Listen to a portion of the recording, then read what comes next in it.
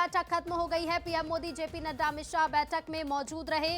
लोकसभा चुनाव की रणनीति पर इस बैठक में मंथन किया गया। 51% से ज्यादा वोट शेयर बढ़ाने पर चर्चा हुई है। तो मिशन 24 में जुट गई है बीजेपी और एक बड़ी बैठक बीजेपी मुख्यालय में, जिसमें लोकसभा चुनाव को लेकर मंथन किया गया है, रणनीति बनाई गई है।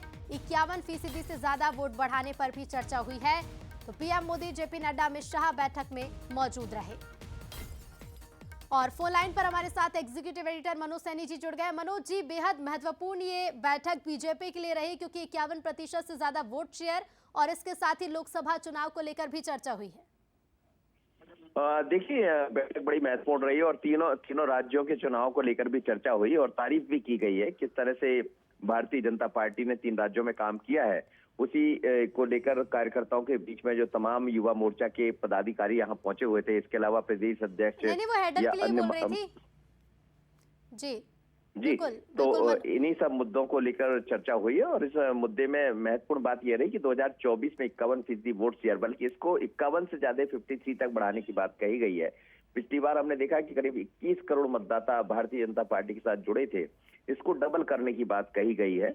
और ये भी कहा गया कि मध्य प्रदेश की बात करें, राजस्थान या छत्तीसगढ़ में जिस तरह से जीत हासिल हुई है, मतलब जनता का विश्वास बीजेपी के साथ है, पर इस विश्वास को अन्य राज्यों में कैसे बताया जाए, इस पर चर्चा हुई है। प्रधानमंत्री ने सबकी पीठ भी थपथपाई है, खासकर उन राज्यों में जहां भारतीय जनता पार्टी को जीत मिली है।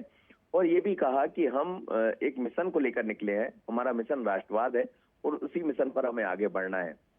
तो बहुत ही महत्वपूर्ण बैठक है। आज भी बैठक संपन्न हो गई, कल फिर बैठक होगी और अंतिम दिन ऐसा लग रहा है कि कुछ बड़ी रणनीति पर भारतीय जनता पार्टी आगे बढ़ेगी।